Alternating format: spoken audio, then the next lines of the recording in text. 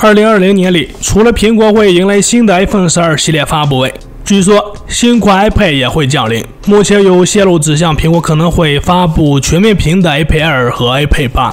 现在一组据称是新的 iPad Air 的说明书在网上流传开来。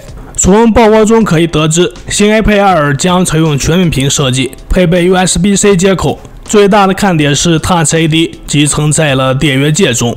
这份参考说明书为西班牙语，而爆料者分享称新款 iPad Air 会将与 iPhone 12一同发布。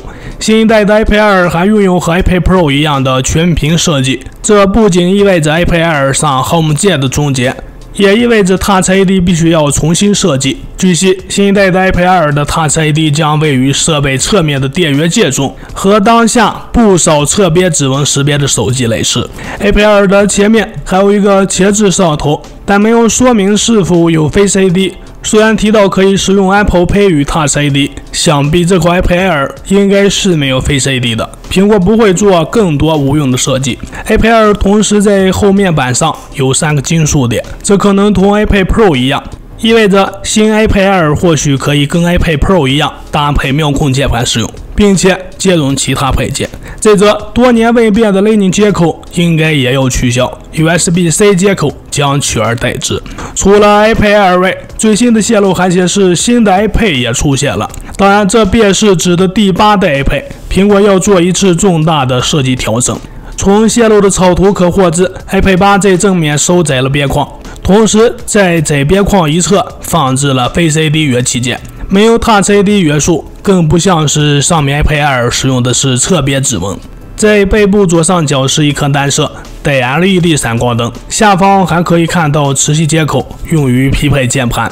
其他方面，现款 iPad 第7代是 10.2 英寸，iPad 8将尺寸进一步升级，可能会增加到 10.8 英寸大小，而且因为窄边框的引入，所以它比同样 10.5 英寸屏的 iPad Pro 2015要小一圈。另外 iPad 8还配备了双扬声器、USB-C 接口等，左侧是电源按键，右侧是音量及 SIM 卡槽等。关于2款泄露中的 iPad， 我认为它们并不会配备最新的 A14 系列芯片。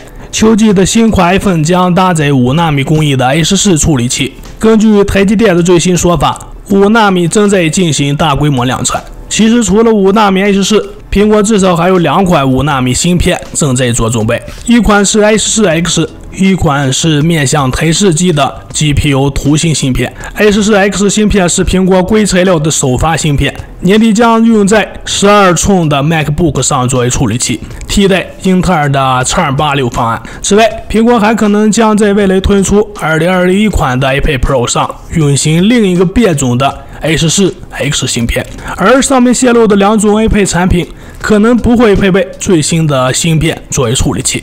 截至目前，苹果注册了有多达7款新的 iPad 设备。